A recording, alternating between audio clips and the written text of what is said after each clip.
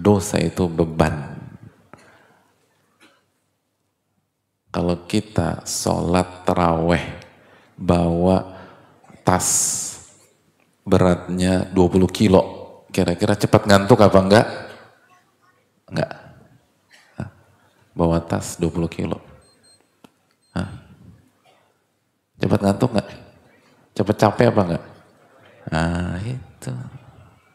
Kira-kira dosa antum berapa kilo? Maka itu yang buat kita cepat capek.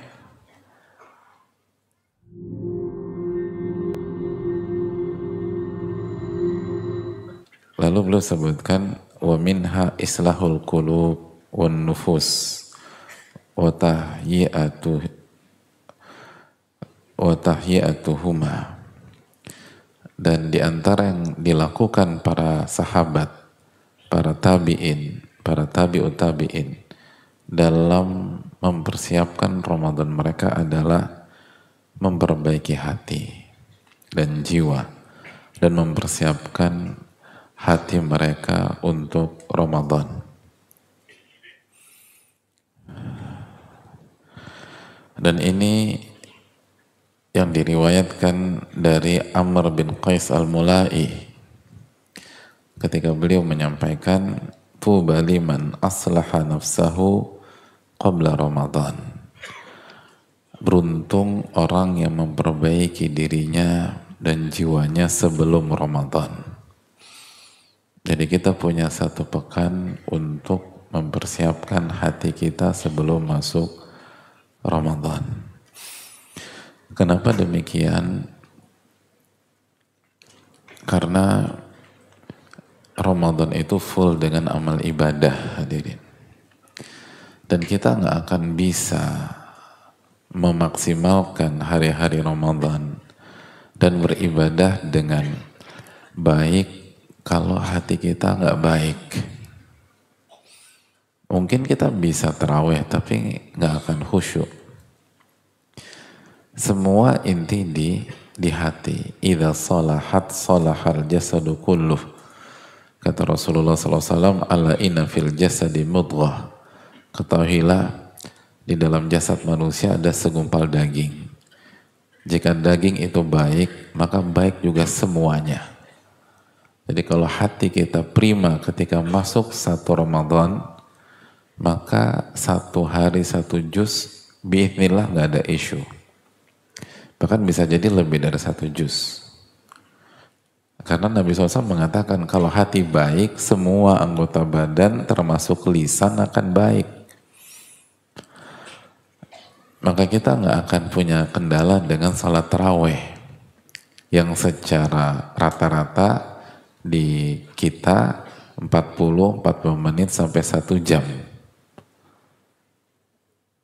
Kendala ngantuk kita selama ini itu bukan karena durasi, kecuali kalau durasinya 3 jam, 4 jam. Kalau 40-45 menit sampai 1 jam itu bukan masalah durasi, tapi masalah hati. Buktinya di tahun-tahun lalu ketika kita terkantuk-kantuk taraweh, habis taraweh makan roti bakar, ngobrol 1,5 jam segar. Iya ya Pak Ustadz, ya, segar. Padahal 1,5 jam. 2 kali lipat daripada tarawehnya. Gitu loh. Jadi ini menunjukkan pas taraweh tadi itu bukan masalah fisik, itu masalah hati. Kalau 45 menit ngantuk, harusnya makan roti bakar ketiduran, hadirin, gitu. Itu baru logis, gitu. Tapi ini enggak kan, seger terus ngobrol, minta kopi, bicara panjang lebar. Jadi ini tentang hati, hadirin sekalian. Kita meledak-ledak, kita emosional, kita marah-marah. Padahal kita lagi puasa. Itu apa kalau bukan hati kita nggak terkondisikan? Dan itu terjadi setiap tahun gitu loh. Kita bohong gitu loh. Pas Ramadan terlambat, ditanya sama saya, kenapa? Macet bos gitu loh. Ya macet lah, orang kita baru keluar dari rumah jam 6:30. Coba kalau kita keluar sebelum subuh, lancar misalnya. Jadi sekali lagi ada banyak masalah kalau kita renungkan ya. Itu masalah hati kita yang gak terkondisikan. Belum lagi nanti cari Lailatul Qadar gitu loh. Kenapa ada orang di tahun-tahun yang lalu tuh ketiduran terus gitu loh. Padahal kalau nonton bola jam 2 seger.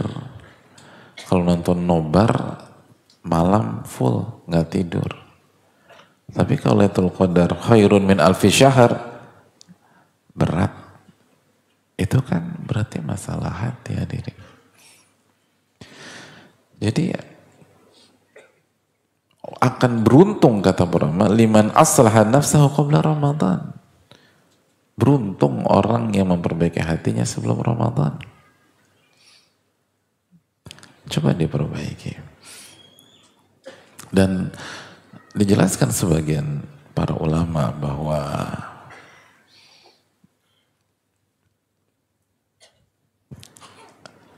salah satu hikmah di bulan Sya'ban ditetapkan oleh Allah Subhanahu wa taala sebagai bulan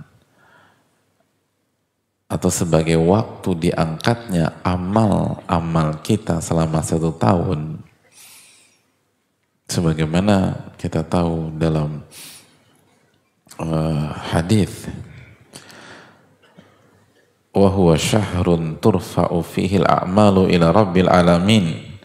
Nabi kita alaihi salatu wasallam menyampaikan bahwa bulan Sya'ban adalah bulan di mana amal ibadah diangkat kepada Allah Subhanahu wa taala Rabbul Alamin. Wa ana uhibbu an yurfa'a amali wa ana shaim.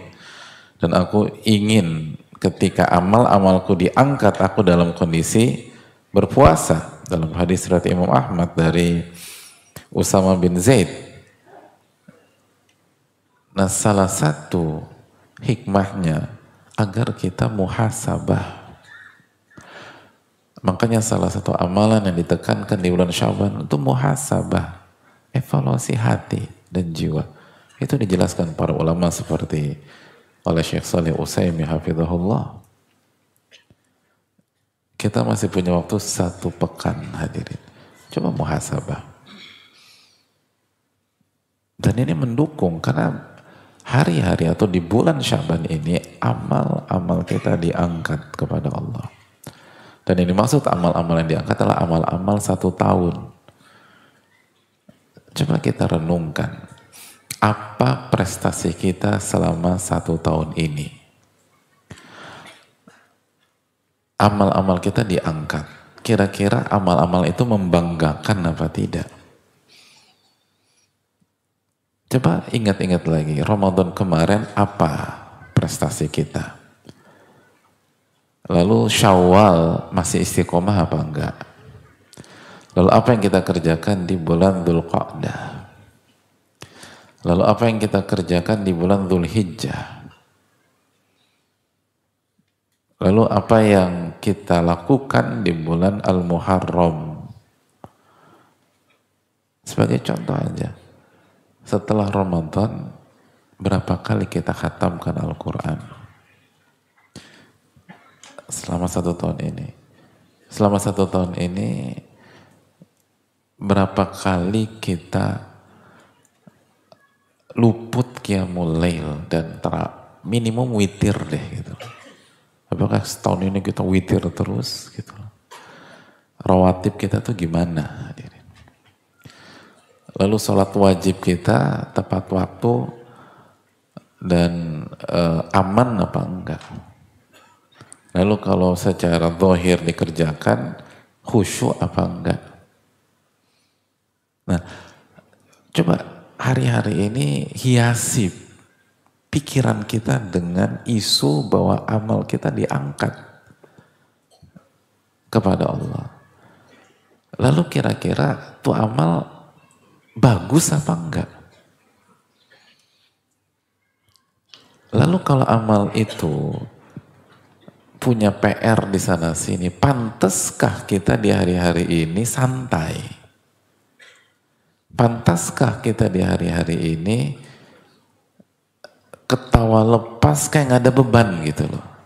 Gembira boleh, tapi apa nggak ada sisi lain dalam hati kita memikirkan ini? Ya sederhana aja lah hadirin. Kalau kita mahasiswa gitu loh, atau kita pegawai, terus kita harus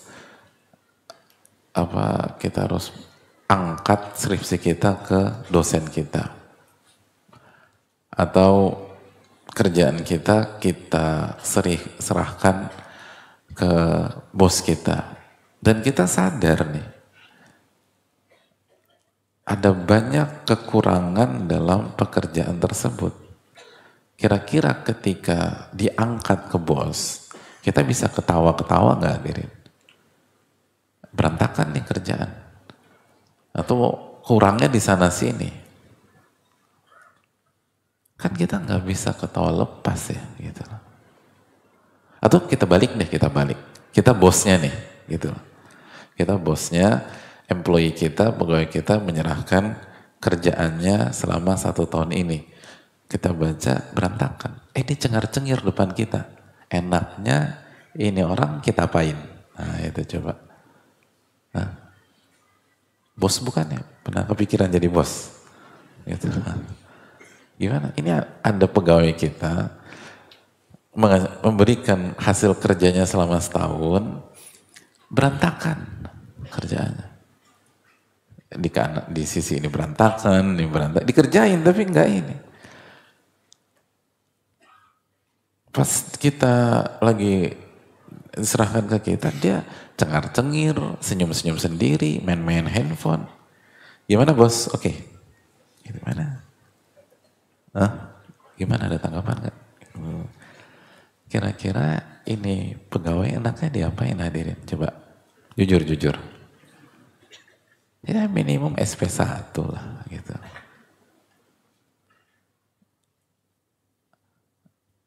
Tapi kalau ada pegawai yang sama berantakannya atau lebih baik sedikit aja, tapi ketika menyerahkan tuh tawadu gitu.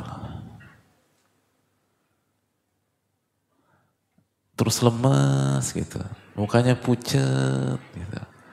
Terus minta maaf terus dari menit pertama. Terus kita tahu dia belum makan gitu loh. Gimana? Hah?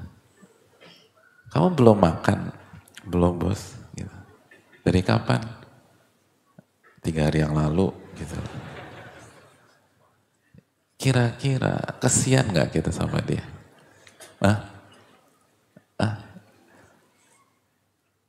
Jadi belum makan tuh efektif apa enggak? Menggugah rasa kesian kita.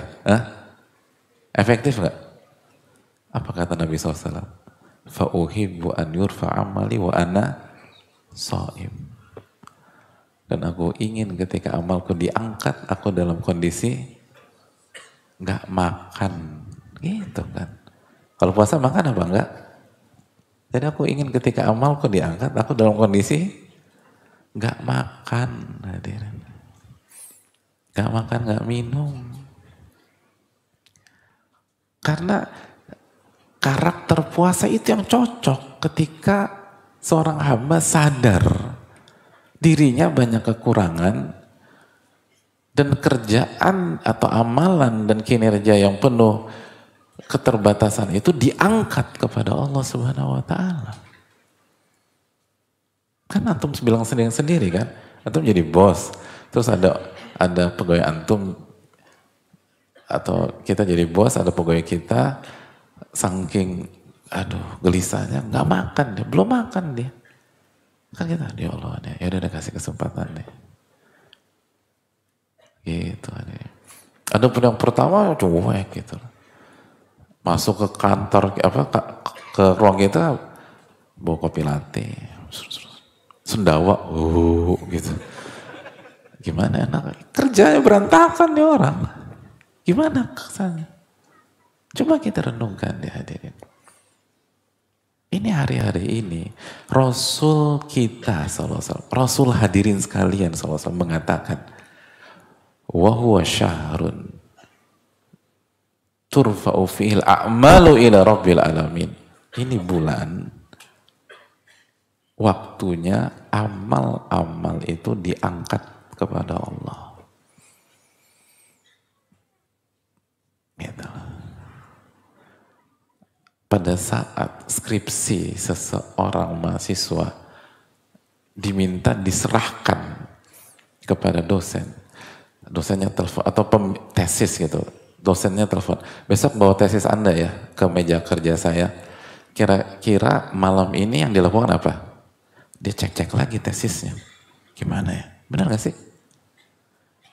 Hari-hari ini kata Nabi hadirin sekalian SAW, amal tuh diangkat. Masa kita nggak cek-cek lagi amal kita selama 1 tahun ini? Bebas gitu. Makanya itu kata para ulama, kata Syekh Shalih Utsaimin, Sya'ban itu waktunya muhasabah. Dan kita masih punya waktu 1 pekan. Dan efeknya domino. Efeknya itu ketika kita muhasabah di 1 pekan ini, itu dampaknya pasti ke Ramadan. Pasti. Itu yang dikatakan tadi. Al-Mula'i rahimahullah. Karena begitu kita muhasabah, kata Ibnul Qayyim, begitu seorang hamba melakukan muhasabah, maka langkah berikutnya taubat. Itu, pasti itu. Itu kata Ibnul Qayyim dalam Madarijus Salikin. Dan kalau taubat, maka kita masuk ke Ramadan bersih dari dosa. Itu kerangka berpikirnya. Tapi kalau kita nggak muhasabah, kita merasa suci terus hadirin. Kayak nggak ada beban.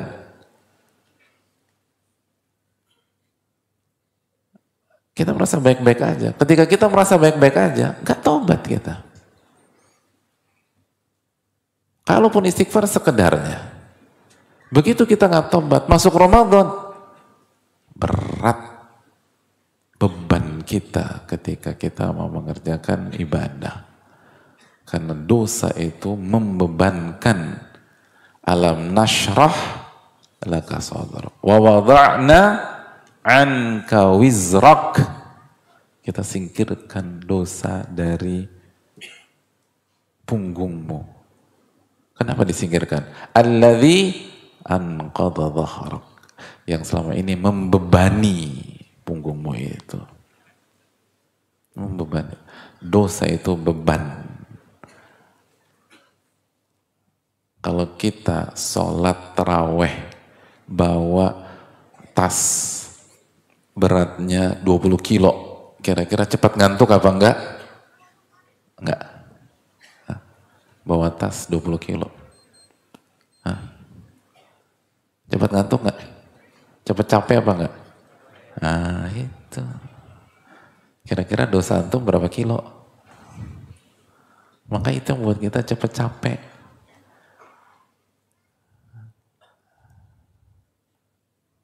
Jadi dosa itu buat lemah. Itu hadirin sekalian. Dan evaluasi diri kita benar-benar hadirin. Maimun, saya kasih contoh saja ucapan para ulama. Maimun bin Mihran itu memberikan tips kepada kita.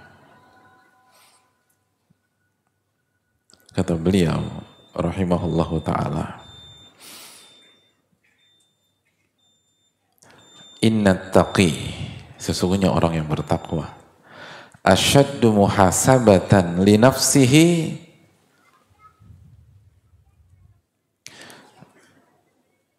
atau saya kasih contoh yang lain, kasih statement yang lain, la yakunul abdu taqiyan, samanya sih, seseorang hamba tidak akan menjadi orang yang bertakwa, tidak akan jadi orang bertakwa hatta yakuna li nafsihi asyadda muhasabatan minasyarik li syarikihi, sampai dia mengevaluasi jiwanya, hatinya lebih ketat dibanding seseorang mengaudit partner bisnisnya.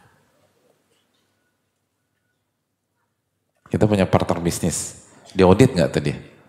Hah, dibiarin gitu aja, dia main ngambil duit perusahaan segala macam. Harus lebih. Bahkan dikatakan an-nafsu kasyarikal khawan illam tuhasibhu dhahaba bimalik. Jiwa anda, diri anda itu seperti partner bisnis yang punya track record pengkhianat. Kalau anda tidak muhasabah, kalau anda tidak audit, kalau anda tidak evaluasi, dia bawa kabur duit anda. Jadi diri kita, jiwa kita itu tolong sikapi seperti anda punya partner bisnis yang raportnya merah, track recordnya pengkhianat. Dan itu mungkin aja. Misalnya kita punya bisnis, tiba-tiba ada orang yang kita tahu ini orang pengkhianat dari dulu, masuk. Kenapa? Karena dia sahabatan sama teman kita yang ternyata punya saham mayoritas, kita sahamnya minoritas. Kita bilang, bro kenapa lo masukin? Ini sahabat gue gak setuju. Ya lo boleh gak setuju, gue kan mayoritas. Dia masuk. Oke, dia mau gak mau masuk. Terus gimana sikap kita? Kita akan jaga ketat. Nah, jiwa itu harus disikapi lebih ketat dari menyikapi pengkhianat. Itu blind spot kita selama ini. Kita selalu husnudzon sama diri kita, suudzon sama pihak lain. Kecuali yang dirahmati oleh Allah. Padahal seharusnya ke dalam hadirin. Maka jadikanlah satu pekan sebelum Ramadan sebagai momentum kita menjaga dan mengevaluasi diri kita, jiwa kita, dan amal kita selama 1 tahun ini. Kalau kita ingin berhasil, kata Maimun tadi, Anda tidak akan bertakwa sampai Anda bermain di level ini. Jadi kita nggak akan bertakwa sampai kita mengevaluasi diri kita lebih ketat daripada mengevaluasi partner bisnis yang punya track record pengkhianat. Dan itu blind spot kita, kecuali yang dirahmati oleh Allah.